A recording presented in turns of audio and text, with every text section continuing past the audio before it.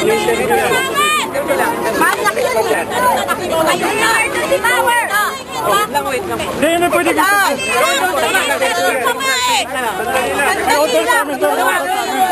Anong order sa inyo? Frustrate yung dapat mabigyan ng emergency power. Huwag mo huwagin yung mic ko. Huwag mo po. Hindi mo na pipagay.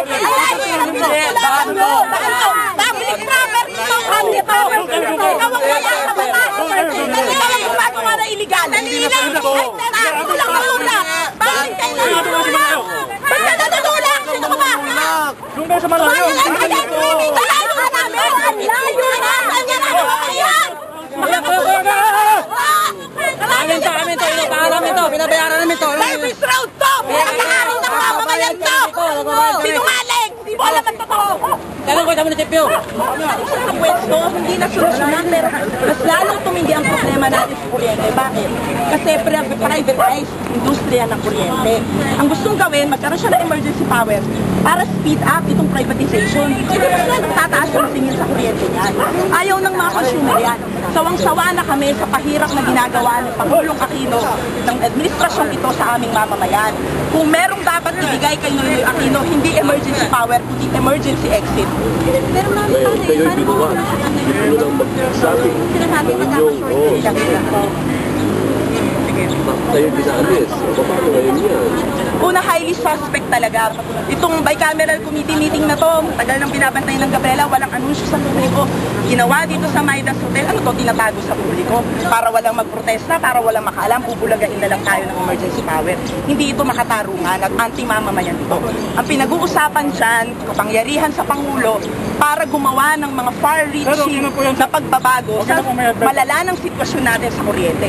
Sandali lang boss, malayo to. Yung ginawang pagbuwag sa aming picket ngayon, talagang tumitindi yung ginagawa nga pang-repress ng gobyernong ito sa mga demokratikong kahilingan at karapatang magprotesta ng mamamayan. Ano to, martial law? Hindi ka pwedeng magprotesta, hindi ka pwedeng tumutol. Pero it appears na mukhang maipapasa naman. Nire-reconcile lang kasi nila yung dalawang person. So kung may pasaman, o ano na lang yung kahilingan ninyo, kasi mukhang maipapasa eh. Oo. Nakakalungkot talaga na mahalagang bagay ito, pero ganun ni Railroad at kung maipapasa nila ngayong araw ito, patuloy na magbabantay ang kababaihan.